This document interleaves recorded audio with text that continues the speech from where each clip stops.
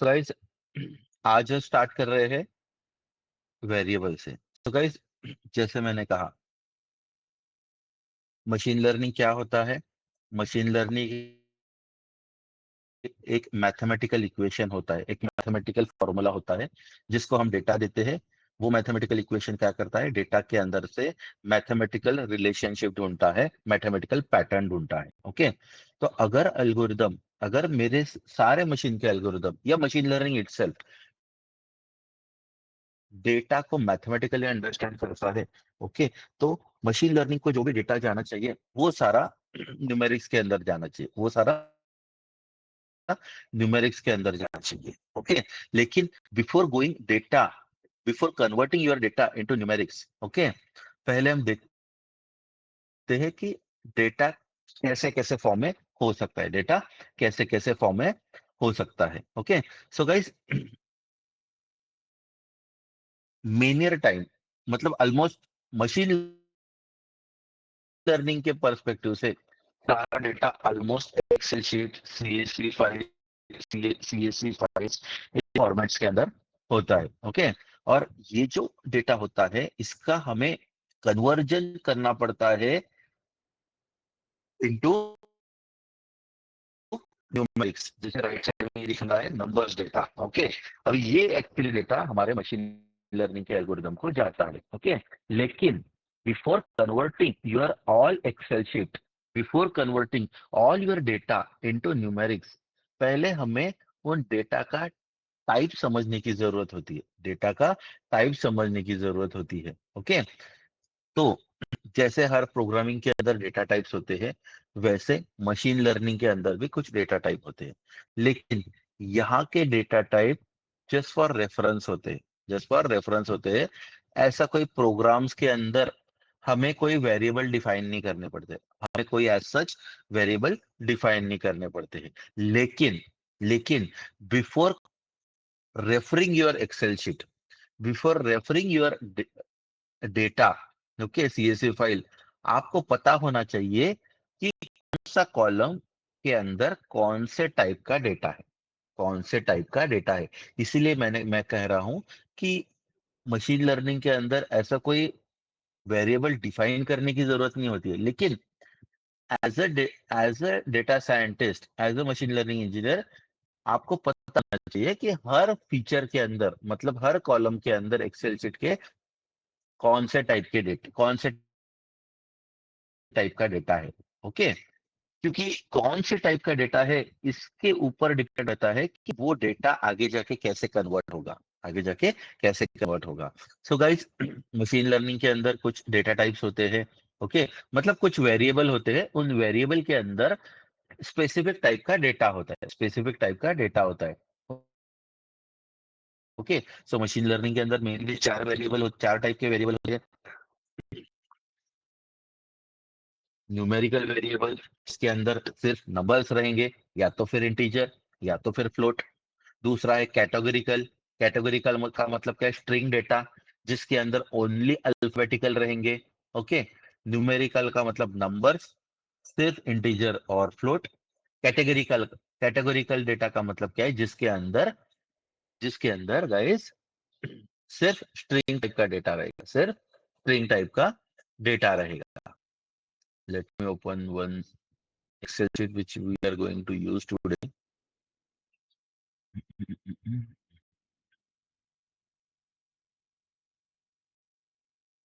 loan.cs reference के लिए।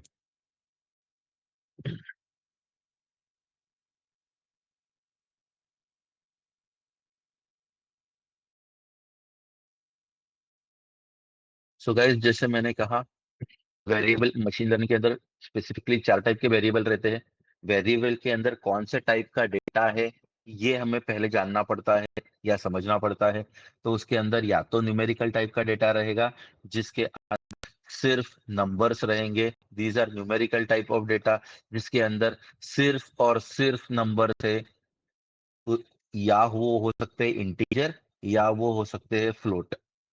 दूसरा कैटेगरिकल टाइप का डेटा, कैटेगरिकल टाइप का डेटा का मतलब क्या है, स्ट्रिंग टाइप का डेटा। देखो, एजुकेशन के अंदर सारा डेटा स्ट्रिंग टाइप का डेटा है। जेंडर के अंदर सारा डेटा स्ट्रिंग टाइप का डेटा है, मैरिड के अंदर सारा डेटा स्ट्रिंग टाइप का डेटा है। ओके, तो कैटेगरिकल डेटा मतलब स्ट्रिंग टाइप का डेटा। तीसरा है डेट एंड टाइप। कभी कभी ऐसे हो सकता है कि डेटा के अंदर आपके डेटा के अंदर डेट रहे 22/01/2026, तो ये क्या है? This is a date time format, this is a date time format. तो ऐसे टाइप के डेटा को आप डेट एंड टाइप का वेरिएबल कहोगे। और चौथा है मिक्स टाइप ऑफ। मिक्स का मतलब क्या है? जिसके अंदर नंबर्स भी रहेंगे, जिस उसके अंदर कैटेगोरिकल रहेंगे, मतलब ऐसा डेटा टाइप या ऐसा वेरिएबल जिसके अंदर अल्फा न्यूमेरिकल वैल्यू रहेंगी।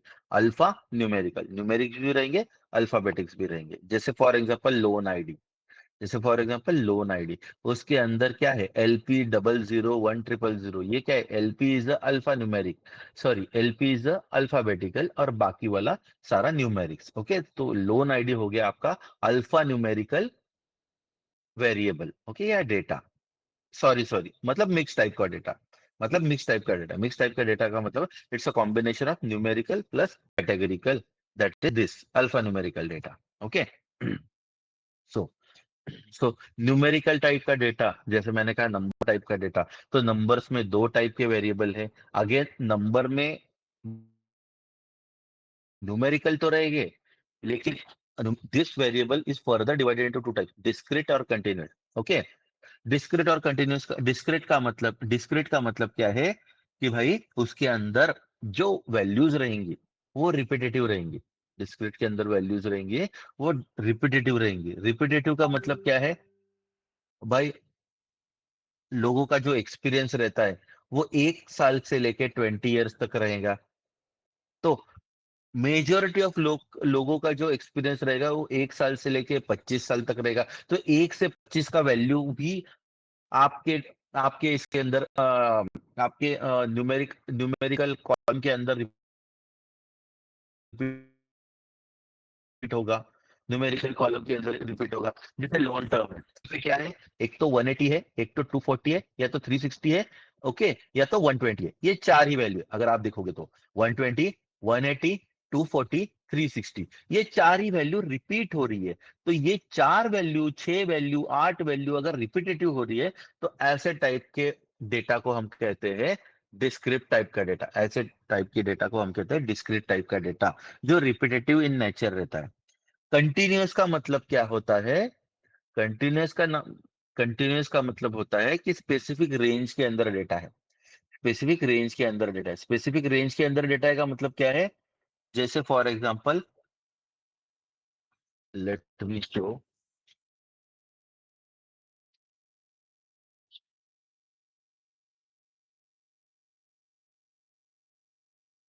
न्यूमेरिकल। न्यूमेरिकल डेटा तो है, लेकिन न्यूमेरिकल डेटा के अंदर दो कन्वर्जन है, एक डिस्क्रिट और continuous. Discrete and continuous. Discrete का मतलब मैंने क्या कहा?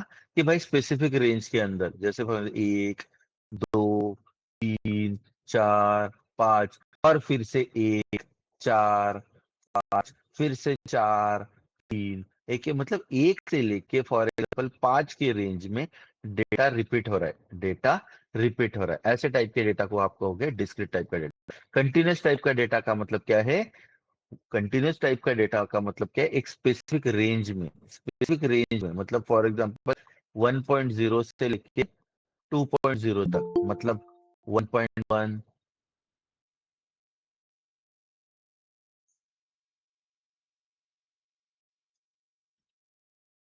मतलब 1.1, 1.2 से लेके 1.9 या 2.0, तो स्पेसिफिक रेंज के अंदर, स्पेसिफिक रेंज के अंदर। ओके, सो गाइस ये कोई बाहर करने की इतना जरूरत नहीं है, लेकिन आपको पता होना चाहिए, क्योंकि ये तब ज्यादा जरूरी होता है जब आपका एक्चुअल कन्वर्जन करना हो किसी दूसरे टाइप के डेटा टाइप के अंदर। ओके, सो न्यूमेरिक्स के अंदर दो टाइप के डेटा होते हैं, डिस्क्रीट और कंटिन्यूअस। डिस्क्रीट का मतलब क्या है? Repetitive data. कंटिन्यूअस का मतलब क्या है? ये स्पेसिफिक रेंज के अंदर रिपीटेटिव नहीं रहेगा, लेकिन स्पेसिफिक रेंज के अंदर रहेगा। अभी ये देखो guys, this is not a repetitive data, this is not a repeated, ये रिपीट नहीं हो रहा है, लेकिन स्पेसिफिक रेंज के अंदर है, 1.0 से 2.0 के रेंज के अंदर है। लेकिन डिस्क्रीट का मतलब क्या है, स्पेसिफिक रेंज के अंदर तो है, लेकिन रिपीटेटिव है, लेकिन रिपीटेटिव है। Okay, you may feel somewhat confusing, लेकिन इसका कुछ ज्यादा फायदा नहीं होता, जितना आप रिवाइज करेंगे हम आगे आगे तो समझ में आ जाएगा। ओके, कैटेगरिकल का मतलब क्या है, स्ट्रिंग टाइप का डेटा। कैटेगरिकल का मतलब क्या है, स्ट्रिंग टाइप का डेटा। अभी स्ट्रिंग टाइप का डेटा तो है, लेकिन स्ट्रिंग टाइप के डेटा के अंदर भी दो दो पार्ट, एक नॉमिनल डेटा और एक ऑर्डिनल डेटा। नॉमिनल डेटा और nominal data and ordinal data. अभी नॉमिनल डेटा का मतलब क्या है, ऑर्डिनल ऑर्डिनल डेटा का मतलब क्या, ऑर्डिनल डेटा का मतलब है कि डेटा तो है, लेकिन स्पेसिफिक स्पेसिफिक ऑर्डर के अंदर है। डेटा तो है, लेकिन स्पेसिफिक ऑर्डर के अंदर है। For example,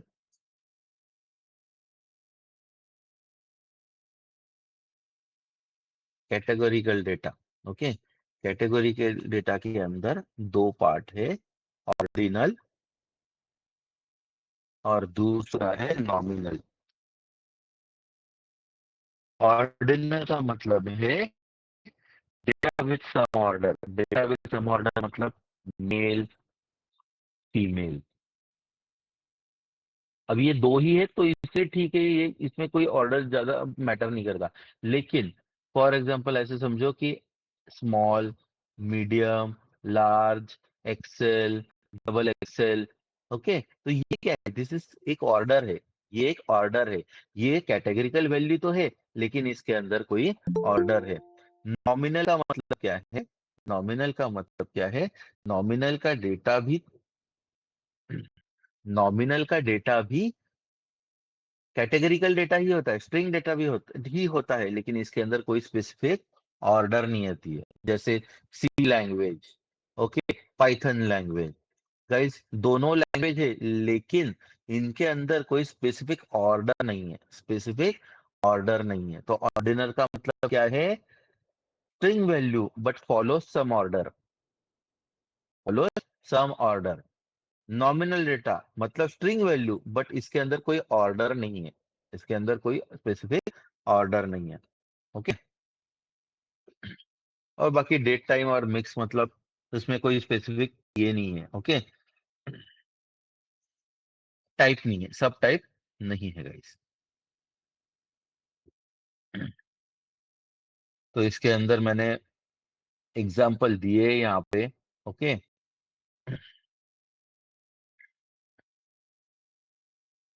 numerical data is further divided into two type, discrete type और कंटिन्यूस। डिस्क्रीट डिस्क्रीट का मतलब क्या है, रिपीटेटिव। सी, डिस्क्रीट का मतलब क्या है, रिपीटेटिव, 1 से 5 के बीच में या 1 से 6 के बीच में रिपीट हो रहा है। ओके, कंटिन्यूस का मतलब क्या है, multiple numbers in in a range, multiple numbers in a range मतलब 1.0 और 2.0, 2.0 और 3.0 के बीच में सारे नंबर्स। ओके,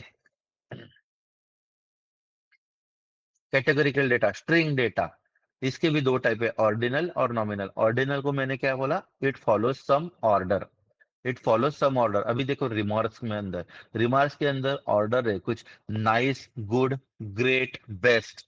ये क्या है, ये एक स्पेसिफिक ऑर्डर है, ये एक स्पेसिफिक ऑर्डर है। ओके, लैंग्वेज के अंदर ये पाइथन है, सी है, एचटीएमएल है, लेकिन इसके अंदर कोई ऑर्डर नहीं है, इसके अंदर कोई स्पेसिफिक ऑर्डर, आप ऑर्डर नहीं लगा सकते कि पहले सी आना चाहिए बाद में जावा आना चाहिए, ऐसा कुछ ऑर्डर नहीं है। तो ऐसे डेटा को हम नॉमिनल डेटा कहते हैं। ओके, सो कैटेगरिकल में स्ट्रिंग टाइप ऑफ डेटा, जिसका अगर आप डेटा टाइप देखोगे, जैसे पाइथन के अंदर हम टाइप देखते हैं, वैसा ही अगर आप इसका डेटा टाइप देखोगे ना, कैटेगरिकल टाइप का, तो इसका ऑब्जेक्ट आएगा। पाइथन के अंदर गाइस इसका आता है स्ट्रिंग, पाइथन के अंदर इसका आता है स्ट्रिंग। ओके, लेकिन पांडास के अंदर अगर कैटेगरिकल डेटा है तो उसका ऑब्जेक्ट डेटा टाइप ऑब्जेक्ट आता है, जो मैं दिखाऊंगा आगे। ओके, ऑर्डिनल, ऑर्डिनल का मतलब क्या है, type of variable which follow some order and has relationship between them, like male female of gender and remarks. Okay, मतलब क्या है, मतलब ये है कि कैटेगरी के अंदर, कैटेगरिकल के अंदर ऑर्डर का मतलब क्या है, which has some order which has some order. Nominal का मतलब which does not have any order. Random mean, nominal का मतलब क्या है? Randomly data means randomly anything.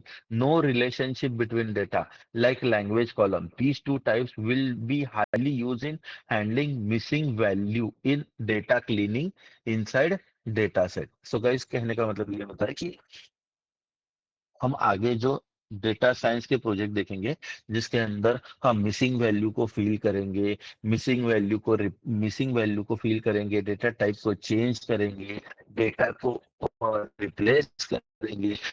तो वो सिचुएशन में हमें डेटा डेटा का टाइप पता होना चाहिए, क्योंकि अगर आपको आपके डेटा का टाइप नहीं पता है, देन आप डेटा को फील कैसे करोगे, डेटा को रिप्लेस कैसे करोगे, डेटा के टाइप को चेंज कैसे करोगे. ठीक है. तो इसीलिए आपको पता होना चाहिए. इसीलिए मैंने कहा कि मशीन लर्निंग के अंदर हमें हमें ये डेटा टाइप कहाँ पे डिफाइन नहीं करने पड़ते. हमें ये डिफाइन नहीं करने पड़ते, बट आपके डेटा के अंदर डेटा टाइप कौन से है ये आपको पता होने चाहिए as a reference, so that जब कन्वर्जन की जरूरत पड़ेगी, ओके, जब एक्चुअल मैनिपुलेशन की जरूरत पड़ेगी, तब आपको ये चीजें पता होनी चाहिए. ओके. तो date and time contain the date only या time only. Okay. Mix variable जिसके अंदर नंबर्स भी रहेंगे, कैटेगरिकल भी रहेंगे. Okay. Like this type of data, ये डेटा डेट एंड हो गया, ये आपका हो गया मिक्स टाइप का डेटा हो गया.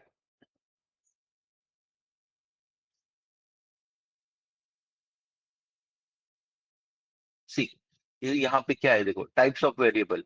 जो न्यूमेरिकल के अंदर दो टाइप है, कंटिन्यूअस और डिस्क्रीट. तो कंटिन्यूअस का मतलब देखो यहाँ पे एग्जांपल दिया है, height height and temperature. Okay. क्योंकि दोनों, कंटिन्यूअस का मतलब क्या है, स्पेसिफिक रेंज के अंदर वैल्यू रिपीट हो सकता है. स्पेसिफिक रेंज के अंदर वैल्यू रिपीट हो सकता है, हाइट और टेम्परेचर रिपीट हो सकता है. डिस्क्रीट का मतलब क्या है? डिस्क्रीट का मतलब है गाइस कि इसके अंदर, ओके मैंने उल्टा बताया. डिस्क्रीट का मतलब है इसके अंदर वैल्यूज रिपीट हो सकते हैं, लेकिन कंटिन्यूस के अंदर स्पेसिफिक रेंज के अंदर, जैसे हाइट, भाई बंदे का हाइट 4.5 फीट से लेके 6.5 फीट से फीट के अंदर ही हो सकता है. ओके. उसके स्पेसिफिक रेंज के बाहर नहीं जा सकता हाइट. जैसे ह्यूमन की हाइट देखिए. डेली टेम्परेचर है, भाई टेम्परेचर का तो एक मिनिमम पॉइंट और मैक्सिमम पॉइंट रहेगा, उसके अंदर ही सारा खेल होगा या सारा वेरिएशंस होगा. ओके. तो इतना कुछ बाहर करने की जरूरत नहीं है गाइस, क्योंकि मुझे पता है कि इसका बहुत मिनिमल यूसेज होता है, लेकिन जहाँ पे हो रहा है वहां पे आपको पता होना चाहिए कौन सा टाइप का वेरिएबल आपके एक्सेल शीट के अंदर या फीचर के अंदर है.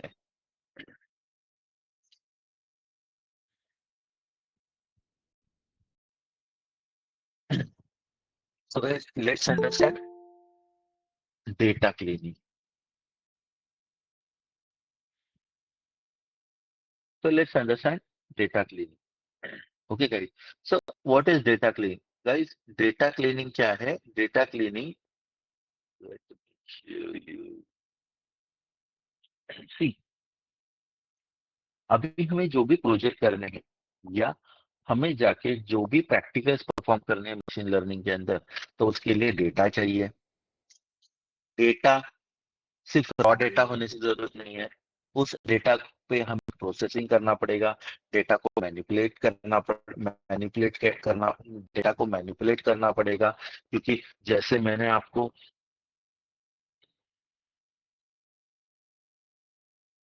जैसे मैं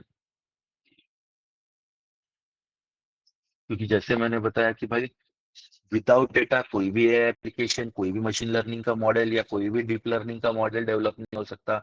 ओके. तो डेटा होना जरूरी है, लेकिन वो डेटा के ऊपर प्रॉपर प्रोसेसिंग होना चाहिए. ओके. तो वो जो प्रोसेसिंग रहता है उसके अंदर एक पार्ट होता है डेटा क्लीनिंग. इसके अंदर एक पार्ट होता है डेटा क्लीनिंग. मतलब प्रोसेसिंग का मतलब ऑल टुगेदर सारी प्रोसेसिंग हम देखेंगे क्या क्या प्रोसेसिंग रहता है. तो डेटा क्लीनिंग है क्या? डेटा क्लीनिंग एक प्रोसेस है. किसका प्रोसेस है? डेटा को प्रिपेयर करने का प्रोसेस है। क्यों? फर्दर एनालिसिस कौन करेगा? Machine deep deep learning. कैसे करेगा? कुछ चीजों कुछ रिमूव करेगा, कुछ मॉडिफाई करेगा, जो डेटा इनकरेक्ट रहेगा, इनकम्प्लीट रहेगा, इरेलीवेंट रहेगा, डुप्लीकेट रहेगा और इम्प्रॉपरली फॉर्मेटिंग रहेगा। मतलब क्या है? डेटा क्लीनिंग एक प्रोसेस है जिसके तहत हम डेटा को एनालाइज करते हैं, सो दैट ये डेटा मशीन लर्निंग और डीप लर्निंग को जाने से पहले हम उसके अंदर बहुत सारे एडिशन करते हैं, बहुत सारे डिलीशन करते हैं, बहुत सारे इनकरेक्ट डेटा को, इनकम्प्लीट डेटा को, इरिलेवेंट डेटा को, डुप्लीकेट डेटा को, इम्प्रॉपरली फॉर्मेट डेटा को मैनेज करते हैं। ओके, अभी so technically, what do you mean by data cleaning? Converting categorical data into numerical data. Converting category. So it's not like only converting categorical data into numerical data. So data के ऊपर हम जो भी processing करते हैं guys, data के ऊपर हम जो भी प्रोसेसिंग करते हैं वो सारा प्रोसेसिंग को हम बोलते हैं डेटा क्लीनिंग। तो सारा प्रोसेसिंग को कहते हैं डेटा प्रोसेसिंग, डेटा क्लीनिंग। और उसमें से एक हेयर रहता है to converting your data into numerical, इसको कहते हैं लेबल एनकोडिंग। इसको कहते हैं लेबल एनकोडिंग, जो हम आगे देखेंगे। सो डेटा क्लीनिंग, जब मैं कहता हूं कि भाई डेटा को क्लीन करना बहुत जरूरी है, डेटा को मैनिपुलेट करना बहुत जरूरी है, डेटा को फ्रूटफुल बनाना या डेटा को हाई क्वालिटी बनाना बहुत जरूरी है, क्योंकि अगर मैं मेरे मेरे वीक डेटा को, मेरे रॉ डेटा को या मेरे मेरे नॉन फ्रूटफुल डेटा को या लो क्वालिटी डेटा मैं अगर मेरे मशीन लर्निंग एल्गोरिदम को दूंगा, मैं अगर मेरे लो क्वालिटी डेटा को अगर मेरे मशीन लर्निंग एल्गोरिदम को दूंगा, तो गाइस मशीन लर्निंग एल्गोरिदम जो पैटर्न फाइंड आउट करेंगे आपके डेटा के अंदर, वो भी वीक होंगे, वो भी वीक होंगे। Weak data will provide weak results, high quality data will provide you high quality results. Okay, इसीलिए डेटा को हाई क्वालिटी बनाने के लिए हमें डेटा को क्लीन करना बहुत जरूरी होता है। और इसके अंदर कौन कौन से मेजर पार्ट्स अवेलेबल, कौन से पार्ट्स प्ले करते हैं? एक है डेटा के अंदर मिसिंग वैल्यू को ढूंढना, डेटा के अंदर मिसिंग वैल्यू को ढूंढना। कभी कभी ऐसा हो सकता है कि गाइस डेटा आता कहाँ से, प्रोजेक्ट स्पेसिफिक डेटा आता कहाँ से? डेटाबेसेस से आता होगा, मोस्टली डेटा डेटाबेसेस से आता है। ओके, अभी डेटाबेस के अंदर अगर वैल्यू की एंट्री नहीं हुई है, वैल्यू की एंट्री नहीं होगी हुई है, तो आप जब पूरे टेबल को इंपोर्ट करोगे, एक्सपोर्ट करोगे, लेके आओगे, तो गाइस उसके अंदर भी मिसिंग वैल्यू रहेगी, उसके अंदर मिसिंग वैल्यू रहेगी। तो ऐसे आपके डेटा के अंदर मिसिंग वैल्यू आ सकती है। जैसे फॉर एग्जांपल एक सर्वे आया, एक सर्वे का लिंक आपने आपके कस्टमर्स को भेजा, कस्टमर्स ने जो मैंडेटरी डेटा था वो फिल किया, और जो नॉन मैंडेटरी डेटा है वो एज इट इज छोड़ दिया। तो गाइस जब वो डेटा जो आप कस्टमर ने फिल नहीं किया, वो जो डेटाबेस के अंदर जाएगा, तो वो it will be consider as a missing data. और अगर आपके डेटा के अंदर मिसिंग वैल्यूज है और आप अगर आपका मॉडल बनाओगे, तो गाइस वो मॉडल का जो आउटपुट रहेगा, वो मॉडल का जो एक्यूरेसी रहेगा, वो बहुत लो रहेगा, वो बहुत लो रहेगा। सो कहने का मतलब क्या है? आपके डेटा के अंदर मिसिंग वैल्यू को ढूंढना, मिसिंग वैल्यू को फील करना, ये एक डेटा क्लीनिंग का प्रोसेस है। दूसरा डेटा क्लीनिंग का प्रोसेस कि आपके पास डेटा है लेकिन बहुत सारा data out of range data है। आउट ऑफ रेंज डेटा का मतलब क्या है? कि भाई ऐसे डेटा पॉइंट्स जो आपके रेंज के बाहर है।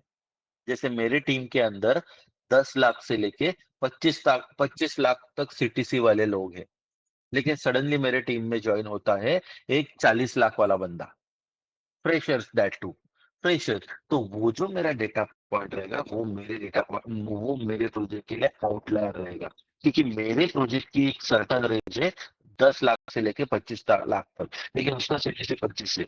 Okay, so it will be consider as outlier.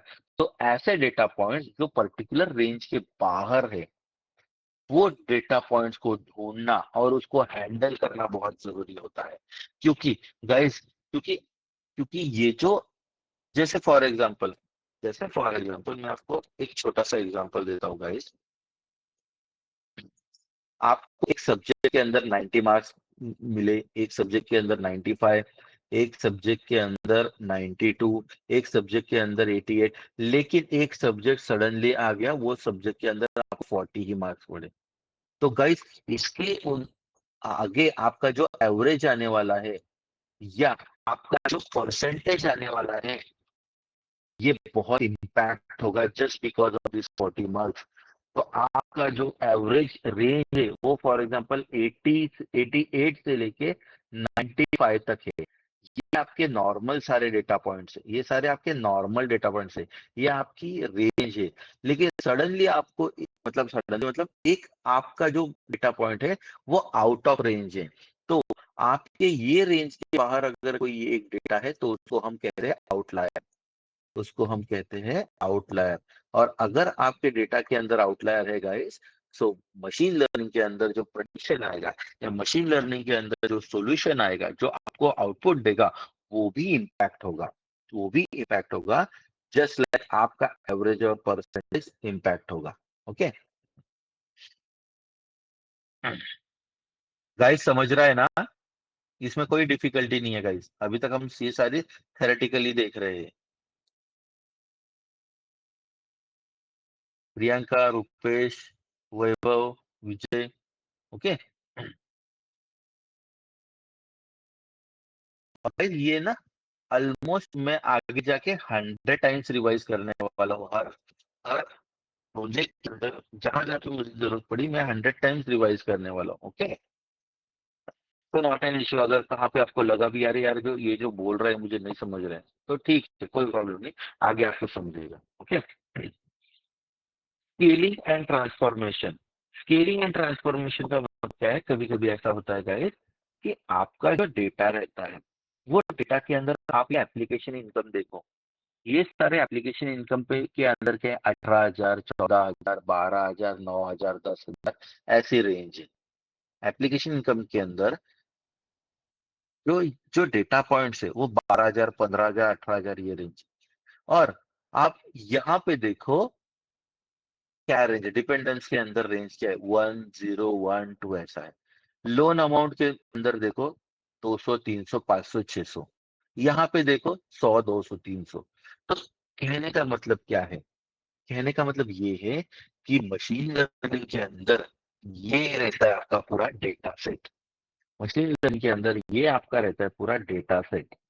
ये डेटा सेट जब आपके मशीन लर्निंग एल्गोरिदम को जाता है, तो आपका मशीन लर्निंग एल्गोरिदम आपके डेटा सेट के अंदर हर कॉलम को कंसिडर करता है फीचर, हर कॉलम को कंसिडर करता है फीचर। और ये फीचर के अंदर, अब एक फीचर के अंदर, किसी भी एक फीचर के अंदर या एक से ज्यादा फीचर के अंदर डेटा पॉइंट्स बहुत बड़े है, हेवी है, मतलब उसकी रेंज बहुत बड़ी है, 10,000, 15,000, 20,000, तो वो ये फीचर को ज्यादा डोमिनेट करेगा रादर देन जिस फीचर के अंदर, कॉलम का मतलब फीचर, डेटा सेट के अंदर कॉलम का मतलब मशीन लर्निंग के टर्म में उसको फीचर कहा जाता है। तो ऐसा कोई फीचर जिसके अंदर डेटा पॉइंट्स बहुत छोटे हैं, जिसका मैग्नीट्यूड बहुत छोटा है, उसको वो उसको वो लेस प्रेफर करता है। और जिस फीचर के अंदर बहुत बड़ी वैल्यूज रहती है, उसको वो डोमिनेट करता है। तो इसीलिए हमें क्या करना पड़ता है, हमें हमारे पूरे डेटा सेट को स्केल करके हमें छोटे वर्जन में लेके आना पड़ता है। छोटे वर्जन के मतलब क्या है? मतलब हम कैसे बड़ी फाइल को जिप करते हैं, हम कैसे बड़ी फाइल को रार करते हैं, वैसे ही हम क्या करते हैं, हमारे पूरे डेटा सेट को स्केल करते हैं। स्केल से क्या होता है, मेरे पूरे डेटा सेट एक स्पेसिफिक रेंज नंबर के अंदर आ जाता है, 0 और 1, 2 के रेंज के अंदर आ जाता है। मतलब ये जो बड़े बड़े नंबर्स है गाइस, इसको वो जिप करता है, मतलब नॉट ओनली इसको, बहुत पूरे डेटा सेट को वो जिप करके लेके आता है एक छोटे न्यूमेरिकल नंबर में, 0 से लेके 1, 2 के रेंज में लेके आता है। मतलब एप्लीकेशन एग्जाम के अंदर भी आपको दिखेगा 0 से लेके 2 3, मैं 0 से लेके 2 3 जस्ट एग्जांपल दे रहा हूँ, ओके। और इसको भी वो 0 से लेके 2 3 के अंदर लेके आएगा। तो मतलब क्या क्या करेगा, पूरे डेटा को बड़े बड़े नंबर, अभी ये बहुत बड़े हैं, ये उससे छोटे हैं, ये उससे छोटे हैं, ये भी, ये उससे भी छोटे हैं, और ये तो और भी उससे छोटे हैं। तो भाई इसको अलग से स्केल करो, इसके अलग से स्केल करो, इसको अलग से जिप करो। इससे अच्छा हम पूरे ही डेटा सेट को लेंगे और पूरे डेटा सेट को ही स्केल कर देंगे। स्केल करना मतलब क्या है? स्केल करना मतलब बड़े वैल्यूज को जिप करना, बड़े वैल्यूज को कंप्रेस करना। ओके, क्यों करना? क्योंकि गाइस हमारे हमारे मशीन लर्निंग के अंदर अगर हर फीचर की वैल्यू और दूसरे फीचर के वैल्यू में अगर जमीन आसमान का फर्क रहेगा, तो जो जो ज्यादा वैल्यूज रहेंगी वो ज्यादा डोमिनेट करेंगी आपके मैथमेटिक के फॉर्मूला के अंदर। और ये लोअर वैल्यूज रहेंगी, ये लोअर वैल्यूज रहेंगी, ये ये ये डोमिनेट नहीं करेंगे, इसका जो इंपॉर्टेंस है वो कम हो जाएगा। ओके, आगे मैं बताऊंगा, जैसे फॉर एग्जाम्पल गाइस, चलो मैं अभी टॉपिक है तो बता ही देता हूँ so that आप अंडरस्टैंड करेंगे। जैसे फॉर एग्जाम्पल एक मैथमेटिकल फॉर्मूला है, A X plus B B X plus C X. Okay, और ये एक्स क्या है? आपका कांस्टेंट है फॉर एग्जाम्पल, और ये ए बी सी क्या है? आपके एक्सेल शीट के अंदर कॉलम है, ये A column, B column, C column. अभी guys मुझे बताओ कि भाई यहाँ पे अगर 100 है, यहाँ पे 50 है, और यहाँ पे 1 है, तो 100 multiplied by X plus 50 multiplied by X plus 1 multiplied by C. तो गाइस एक्स की वैल्यू क्या हो जाएगी? 100 टाइम्स 100 फाइव एक्स। बी की वैल्यू क्या हो जाएगी? ये फीचर की वैल्यू क्या होगी? ये होगी 50x। ये क्या होगी?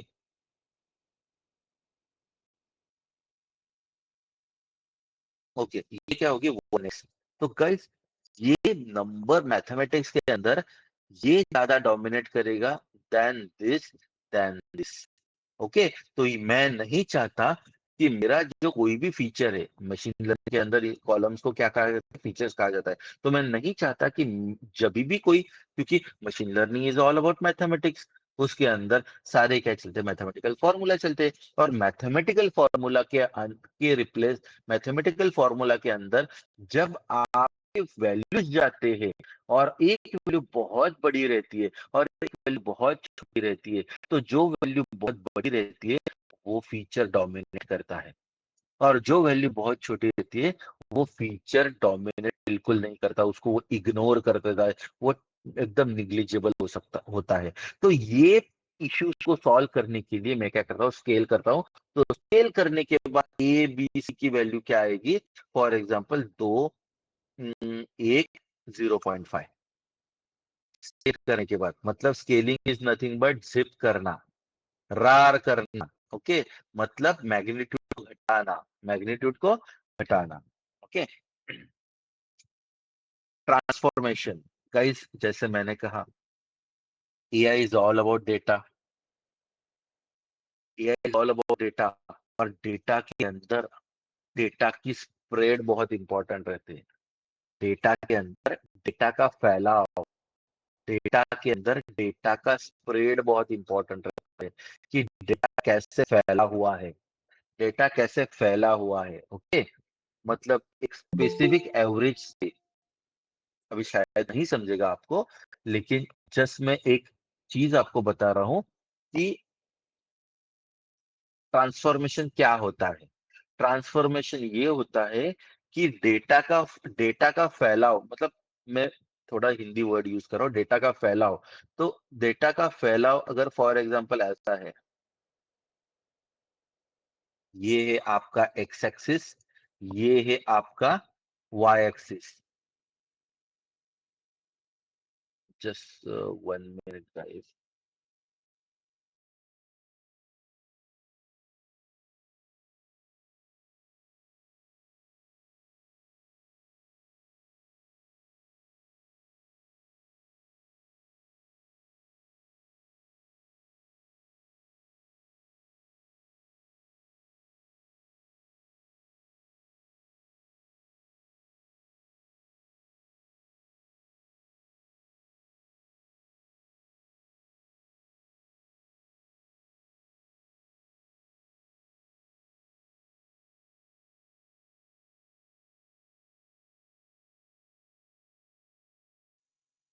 हेलो। सो गाइस,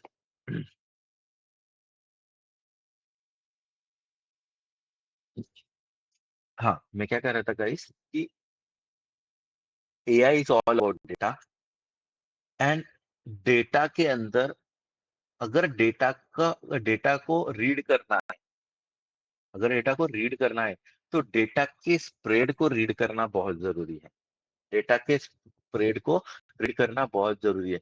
डेटा के स्प्रेड को रीड करना मतलब क्या है? डेटा के नेचर को रीड करना। डेटा का नेचर क्या है, डेटा का स्प्रेड कैसा है, डेटा का फैलाव कैसा है। ओके, तो ये आपका एक्स एक्सिस और ये है आपका वाई एक्सिस। अभी जब आप डेटा को प्लॉट करोगे यूजिंग मैटप्लॉटलिब और सीबॉन, तब आपको डेटा का नेचर समझेगा कि डेटा डेटा कहाँ से लेके कहाँ तक फैला हुआ है।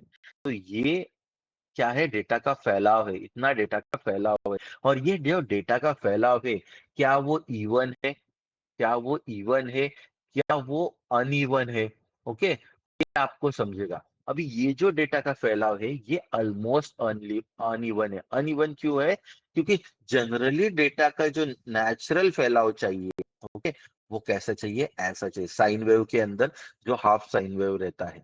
क्योंकि इससे क्या होता है, जो भी सेंटर पॉइंट आता है ना गाइस, वो सेंटर पॉइंट से जो फैलाव रहता है हायर पॉइंट पे और जो फैलाव रहता है लोअर पॉइंट पे, वो ऑलमोस्ट वो ऑलमोस्ट सेम होना चाहिए। ओके, तो अगर डेटा का फैलाव आपके मीन से, इसको मीन बोलते हैं, इसको मीन बोलते हैं, लेकिन चलो इसके अंदर नहीं जाते। लेकिन अगर डेटा का फैलाव अगर इवन नहीं है, सेम नहीं है, तो हम इसको अनइवन कहेंगे। और मतलब अनइवन कहेंगे मतलब इसको हम नॉन नॉर्मल डिस्ट्रीब्यूशन डेटा कहेंगे। नॉन नॉर्मल डिस्ट्रीब्यूशन डेटा मतलब क्या है? जिस डेटा का डिस्ट्रीब्यूशन नॉर्मल नहीं है, ये क्या है? नॉर्मल डिस्ट्रीब्यूशन डेटा है। ये नॉर्मल डिस्ट्रीब्यूशन डेटा है। ये normal non normal distribution data है। तो बहुत बार एज अ डेटा साइंटिस्ट ये सबसे डिफिकल्ट टास्क रहता है, to understand the nature of data, to understand the spread of data. And अगर आपके डेटा का नेचर नॉन नॉर्मल डिस्ट्रीब्यूशन है, मतलब इवन नहीं है, ओके, तो आपको कन्वर्ट करना पड़ता है नॉन नॉर्मल डिस्ट्रीब्यूशन से नॉर्मल डिस्ट्रीब्यूशन के अंदर। और तब आपको ट्रांसफॉर्मेशन यूज करना पड़ता है। तब आपको ट्रांसफॉर्मेशन यूज करना है। तो ट्रांसफॉर्मेशन क्या करता है? आपके नॉन नॉर्मल डिस्ट्रीब्यूशन डेटा को नॉर्मल डिस्ट्रीब्यूशन के अंदर कन्वर्ट करता है। और यहाँ पे गाइस यूज होता है लॉगरिदम। हमने कॉलेजेस में बहुत पढ़ा है, स्कूल में बहुत पढ़ा है लॉगरिदम, लॉग टेबल। लेकिन हमें कभी पता ही नहीं था कि भाई लॉग का यूज क्या है, भाई लॉग बेस टू क्या है, भाई बड़े डेटा को छोटे फॉर्म में लेके आना। ओके, तो ये ट्रांसफॉर्मेशन के लिए भी हम लॉगरिदम का यूज करते हैं। ओके, सो सिर्फ इतना याद रखो कि भाई डेटा के अंदर अगर कोई वैल्यू अगर नहीं है तो उसको हम मिसिंग कहते हैं। डेटा अगर स्पेसिफिक रेंज के अंदर है और रेंज के बाहर कोई वैल्यू है तो हम उसको आउटलायर कहते हैं। डेटा के अंदर अगर कुछ फीचर, कुछ कॉलम बहुत बड़े हैं नंबर्स के अंदर और उसको हमें छोटा करना है, एक सेम लेवल पे आना है, मतलब सेम लेवल फील्ड होना चाहिए बैटल के लिए। जैसे हम इलेक्शन में बोलते हैं ना कि भाई सेम लेवल फील्ड चाहिए, ओके, चुनाव लड़ने के लिए। तो वो सेम लेवल फील्ड लाने के लिए हम स्केलिंग यूज करते हैं, जिसके अंदर हमारे डेटा को कंप्रेस किया जाता है, डेटा को छोटे फॉर्म में लिया जाता है, पूरे डेटा को, पूरे एक्सेल शीट को। और ट्रांसफॉर्मेशन का मतलब क्या है? जब आपके डेटा का स्प्रेड अनइवन है और आपको इवन के अंदर कन्वर्ट करना है, देन यू यूज ट्रांसफॉर्मेशन। अभी क्यों गाइस अनइवन क्यों नहीं चाहिए? बिकॉज अगर डेटा के अंदर फैलाव अनइवन है गाइस, तो इसके ऊपर जो रिजल्ट आपको मिलेंगे वो इतने अच्छे नहीं मिलेंगे। क्योंकि इसका जो एवरेज मीन मिलेगा वो अलग रहेगा। इसका जो डिस्टेंस रहेगा, अपर एंड अपर अपर मार्जिन और लोअर मार्जिन, ये मैं मेरे वर्ड्स में बोल रहा हूँ, जिस वर्ड्स में मैं समझाऊं सिंप्लीफाई करने के लिए। ओके, इसके टर्म्स एंड टर्मिनोलॉजी है वो हम आगे देखेंगे। सो कहने का मतलब क्या, अगर आपके डेटा का फैलाव सही नहीं है तो ये डेटा का नेचर आपके आपके जो मशीन लर्निंग का जो आउटपुट रहेगा उसके ऊपर इम्पैक्ट करेगा। तो अगर आपका अनइवन स्प्रेड है, तो अनइवन स्प्रेड को इवन स्प्रेड के अंदर कन्वर्ट करने के लिए we will use transformation. So in transformation you will convert your non-normal distribution data into normal distribution data, जैसे साइन वेव का हाफ वेव होता है वैसे। एनकोडिंग, गाइस मैंने क्या कहा? मैंने कहा machine learning is all about mathematics. All machine learning algorithm works on some mathematics works on some mathematics. तो गाइस मशीन लर्निंग को समझेगा मेल क्या है, मशीन लर्निंग को समझेगा फीमेल क्या है? नहीं गाइस, उसको नहीं समझेगा मेल फीमेल क्या है, उसको नहीं पता ग्रेजुएट नॉट ग्रेजुएट क्या है, तो उसको नहीं पता यस और नो क्या है। तो ये सारे कैटेगोरिकल वैल्यू, ये क्या है guys? It's a string value, मतलब categorical value. So conversion of categorical values into numbers is called encoding. Is called encoding. So encoding क्या करता है? आपके कैटेगोरिकल वैल्यू को कन्वर्ट करता है into न्यूमेरिक्स, into न्यूमेरिक्स,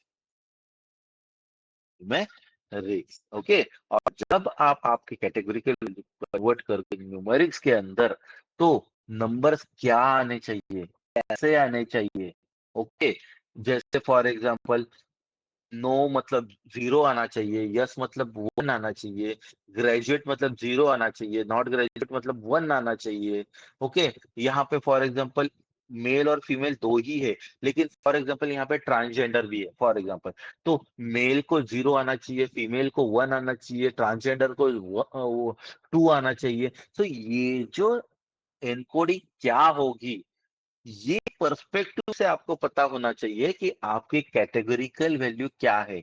क्या आपकी कैटेगोरिकल वैल्यू ऑर्डिनल है? क्या आपके कैटेगोरिकल वैल्यू, जैसे मैंने बताया यहाँ पे यहाँ पे कैटेगोरिकल वैल्यू ऑर्डिनल है या नॉमिनल है, उसके मतलब वो इंटेंशन से मैं बोल रहा हूँ कि गाइस यू शुड नो कि आपका डेटा कैटेगोरिकल है तो ठीक है, लेकिन कैटेगोरिकल के अंदर वो ऑर्डिनल है या नॉमिनल है। क्या वो कोई ऑर्डर फॉलो कर रहा है तो ऑर्डिनल, क्या वो कोई ऑर्डर नहीं फॉलो कर रहा है तो वो नॉमिनल। क्योंकि ऑर्डर फॉलो करना और ऑर्डर फॉलो ना करना इसके ऊपर डिपेंड है कि आप जब आपका डेटा, कैटेगरिकल डेटा का जब एनकोडिंग करोगे तो किसको जीरो दोगे, किसको वन दोगे, किसको टू दोगे। वो तो कर देगा गाइस, वो तो जीरो से लेके थ्री तक दे देगा, लेकिन जीरो का मतलब क्या है, ट्रांसजेंडर है, वन का मतलब क्या है, मेल है, टू का मतलब क्या है, फीमेल है, ये आपको पता होना चाहिए, you as a machine learning engineer. तो वो अंडरस्टैंडिंग के लिए आपको आपके कैटेगरिकल वैल्यू के अंदर पता होना चाहिए कि कौन सा feature ordinal variable ordinal follow करता है और कौन सा फीचर नॉमिनल फॉलो करता है। ओके,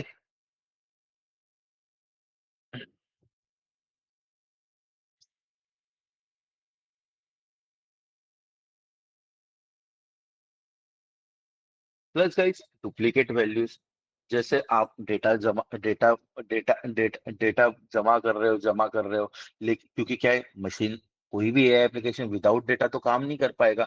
तो आप डेटा गैदर कर रहे हो, मेरे शिफ्ट में मैं गैदर कर रहा हूँ, दूसरे शिफ्ट में दूसरा बंदा गैदर कर रहा है, तीसरे शिफ्ट में तीसरा बंदा गैदर कर रहा है। तो गाइस ऐसा हो सकता है कि मेरे डेटा के अंदर बहुत सारे डुप्लीकेट्स आ सकते हैं। अब ये डुप्लीकेट सिस्टम के एरर की वजह से हो सकते हैं, ये डुप्लीकेट ह्यूमन एरर की वजह से हो सकते हैं, किसी भी एरर के हो सकते हैं। ओके, उस टाइम में कोई लेना देना नहीं है। लेकिन डेटा के अंदर अगर मेरा एंट्रीज डबल डबल आ रही है, तो that double double entries, that duplicate entries will impact my analysis, will impact my machine learning के मॉडल के एक्यूरेसी के ऊपर, उसके रिजल्ट के ऊपर। ओके, तो इसीलिए डेटा के अंदर डुप्लीकेट्स नहीं होने चाहिए। ओके, तो वो डुप्लीकेट्स भी हमें मैनेज करने पड़ेंगे, हैंडल करने पड़ेंगे, या हमें वो रिमूव करने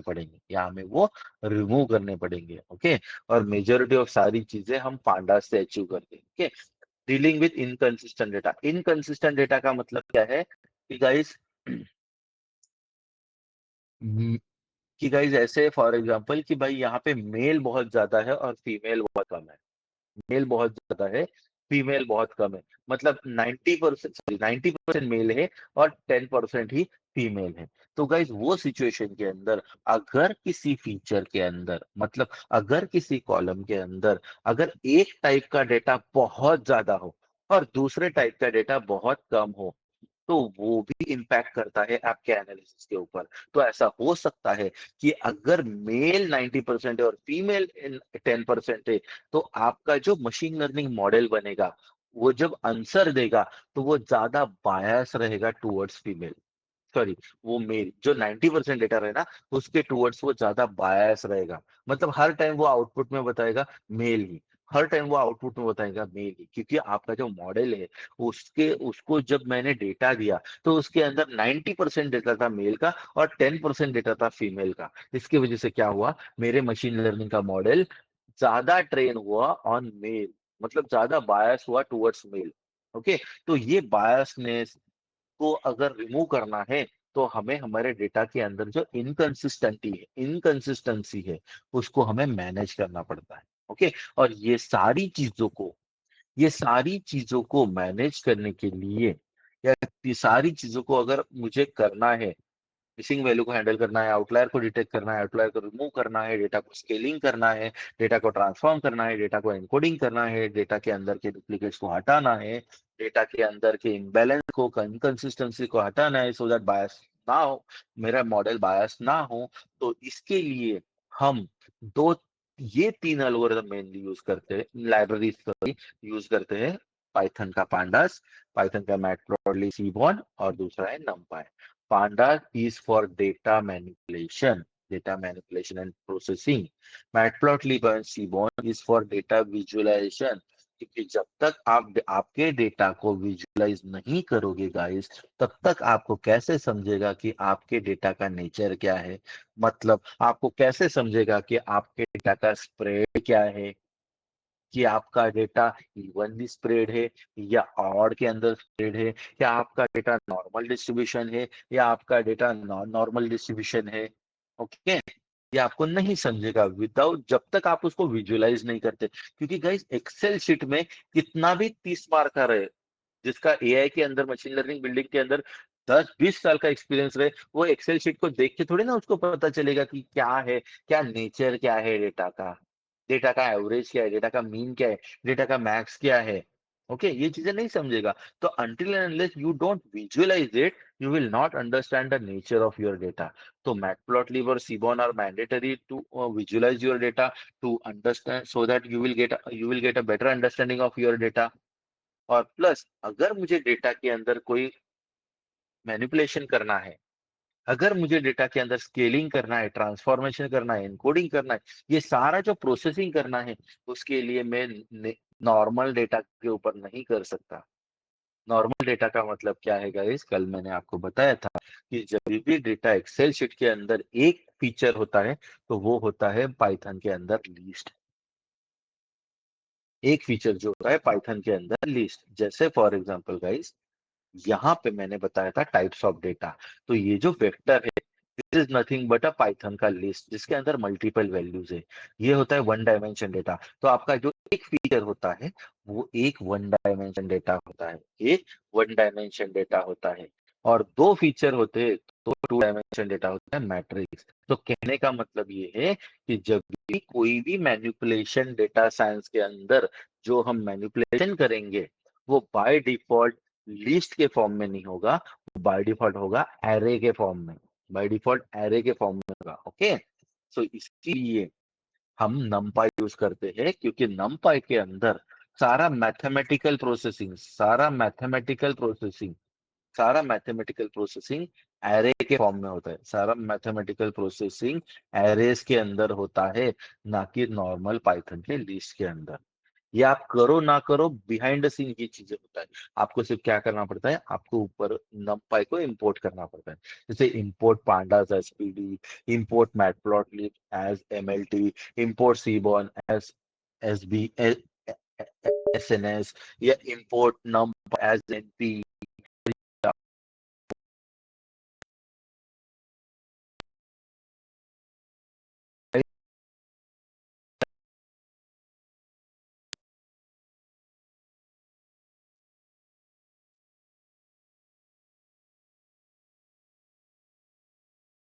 द रीजन बीइंग कि यहाँ पे मैंने थोड़ा ज्यादा टाइम स्पेंड किया टू अंडरस्टैंड दिस कीवर्ड्स कि ये क्या होता है, क्योंकि आगे जाके बार बार बार बार ये चीज बोलूंगा तो जाके आपको समझेगा कि आपको हेल्प होगा आगे जाके कि भाई नॉन नॉर्मल डिस्ट्रीब्यूशन डेटा क्या है, नॉर्मल डिस्ट्रीब्यूशन डेटा क्या है, डेटा का नेचर क्या है, डेटा का नेचर मतलब डेटा का फैलाव पढ़ना, डेटा का फैलाव विदाउट विजुअलाइजेशन कैसे समझेगा।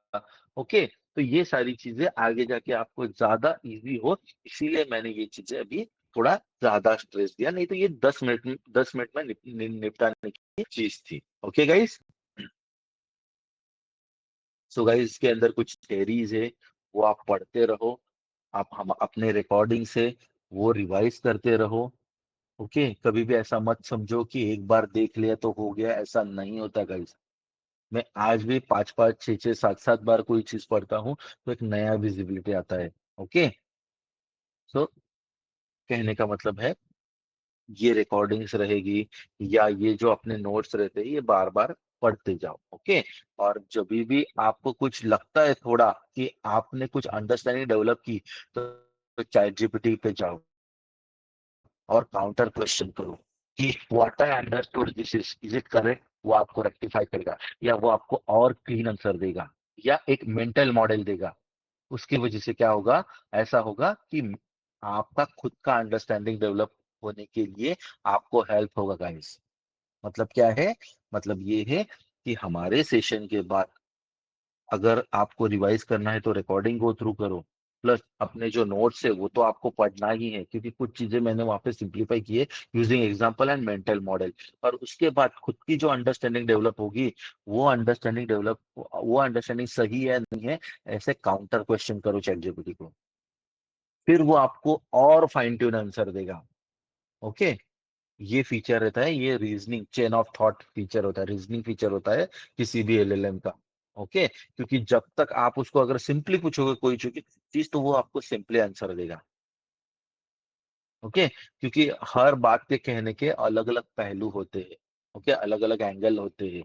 ओके, किसी चीज का आंसर स्ट्रेट अवे नहीं रहता है गाइस। ओके,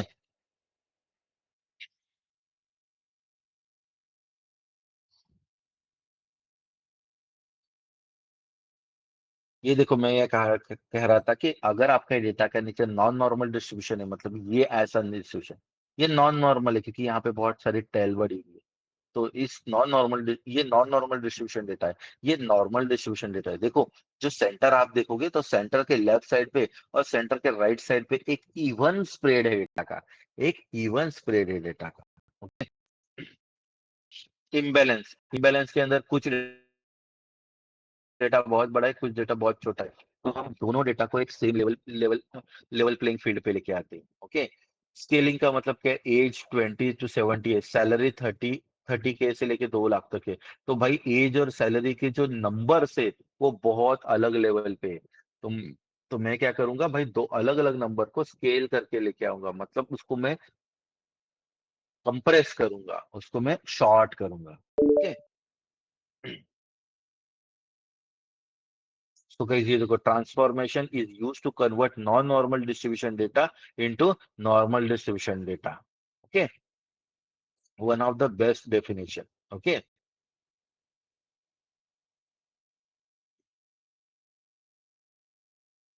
सो ये सारी थ्योरी है, ये वही थ्योरी है जो मैंने यहाँ पे आपको एक्सप्लेन की। ओके, स्केलिंग का मतलब एडजस्ट फीचर रेंजेस।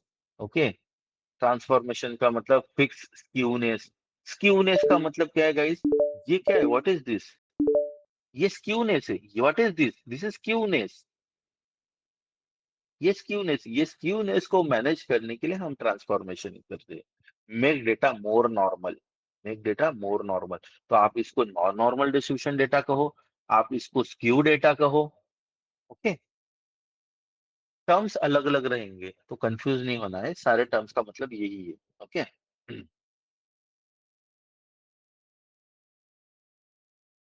ये सारी थ्योरी है। डुप्लीकेट डेटा का प्रॉब्लम क्या है, जो मैंने बताया कि भाई बायस हो सकता है, आपका मॉडल बायस हो सकता है। ओके, ऑब्वियसली अगर बायस रहेगा तो आपका एक्यूरेसी भी अफेक्ट होगा। ओके, इनकंसिस्टेंसी क्या रहता है वो भी यहाँ पे है कि भाई इनकंसिस्टेंट डेटा क्या है। Inconsistent data means values in your data set that do not follow the same format, standard और logic. It usually happens when data comes from different sources और ड्यू टू ह्यूमन एरर। मतलब कुछ data बहुत ज्यादा है, कुछ data बहुत कम है, कुछ डेटा का फॉर्मेट अलग है। Okay,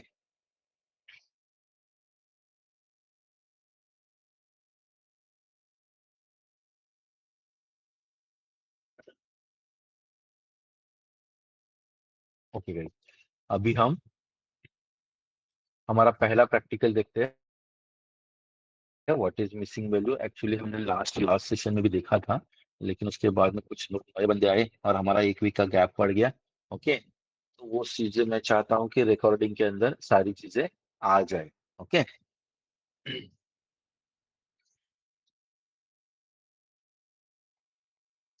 guys, machine machine learning के सारे प्रैक्टिकल करने के लिए आपको एनाकोंडा इंस्टॉल करना पड़ेगा लैपटॉप के ऊपर। बहुत छोटी प्रोसेस है, मैंने ऑलरेडी एक डॉक्यूमेंट शेयर किया है, मैं फिर से वो शेयर करूंगा कि भाई जुपिटर आपके लैपटॉप के ऊपर आपको एनाकोंडा कैसे इंस्टॉल करना है। एनाकोंडा क्या है गाइस?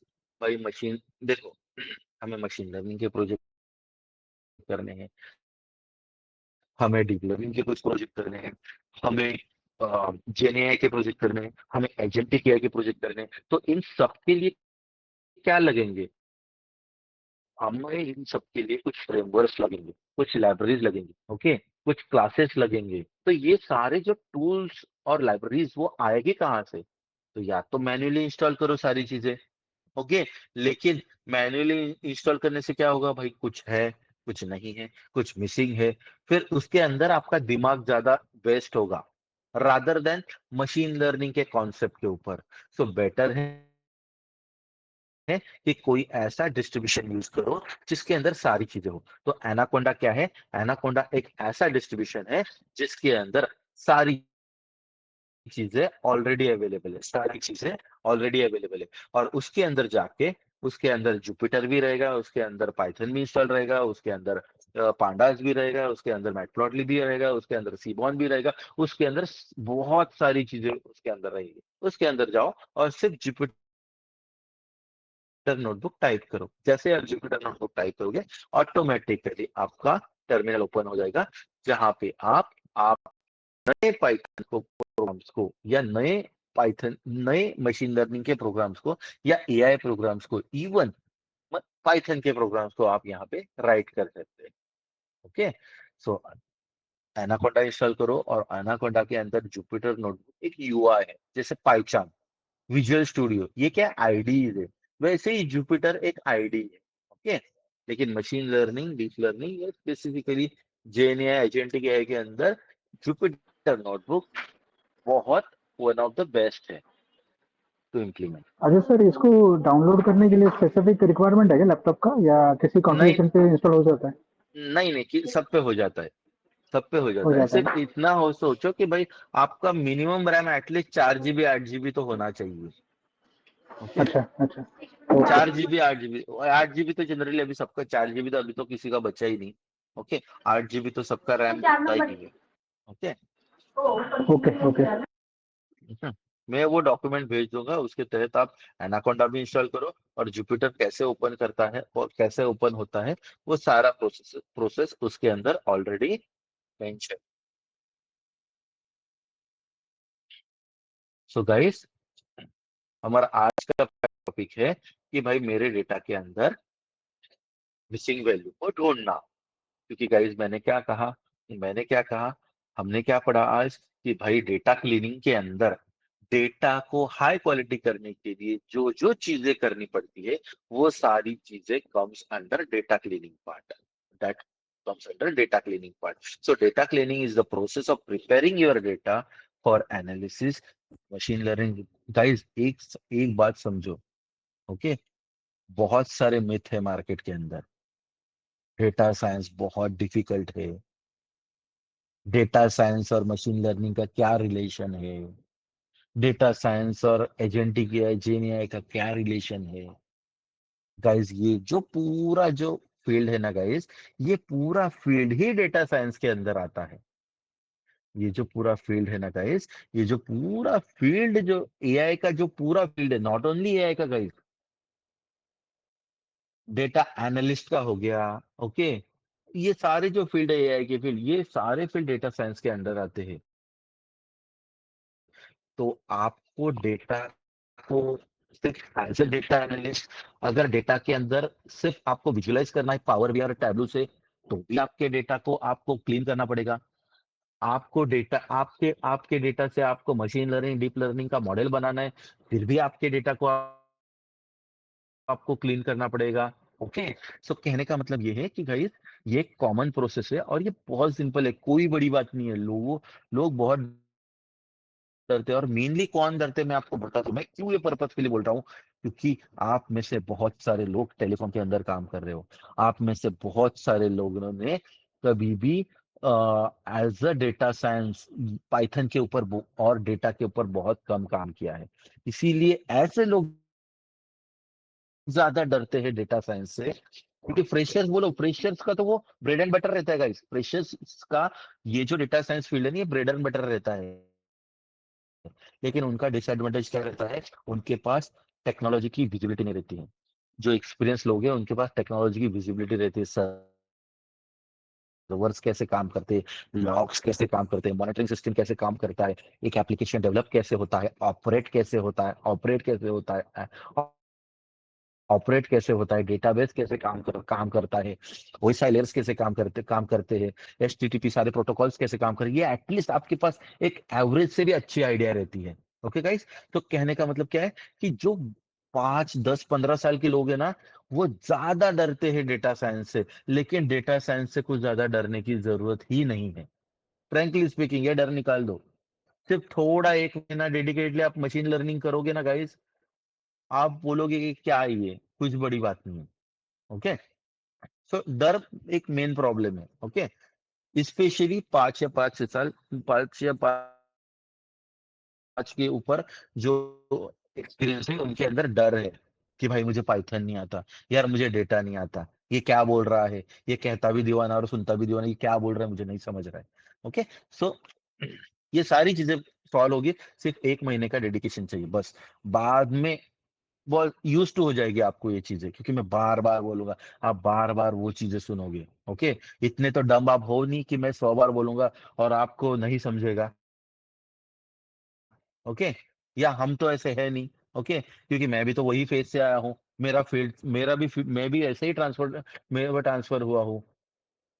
डेस्कटॉप इंजीनियर से, पहले तो डेस्कटॉप इंजीनियर था, बाद में नेटवर्क इंजीनियर, नेटवर्क इंजीनियर से क्लाउड इंजीनियर, बाद में डेवऑप्स इंजीनियर। ओके, बाद में एआई के फील्ड के अंदर। तो कहने का मतलब क्या है कि भाई, अगर क्यूरियोसिटी है, कंसिस्टेंसी है, तो सारी चीजें अचीव हो सकती है। ओके, सो डेटा क्लीनिंग प्रोसेस क्या है? Data cleaning is the process of preparing your data. Data को प्रोसेस करना, डेटा को एनालाइज करना, सो दैट हम डेटा के अंदर इनकरेक्टनेस निकालेंगे, डेटा के अंदर इनकम्प्लीटनेस निकालेंगे, इरेवन डेटा को निकाल देंगे, डुप्लीकेट डेटा को निकाल देंगे, इम्प्रॉपरली फॉर्मेट डेटा को निकाल देंगे, सो दैट मैं मेरे डेटा को हाई क्वालिटी बनाऊंगा, और ये हाई क्वालिटी डेटा में मेरे मशीन लर्निंग और डीप लर्निंग के मॉडल को दूंगा। सो दैट जब मशीन लर्निंग और डीप लर्निंग के मॉडल मेरे हाई क्वालिटी डेटा पे जब ट्रेन होंगे, तो उनका जो रिजल्ट रहेगा वो state of the art result रहेगा।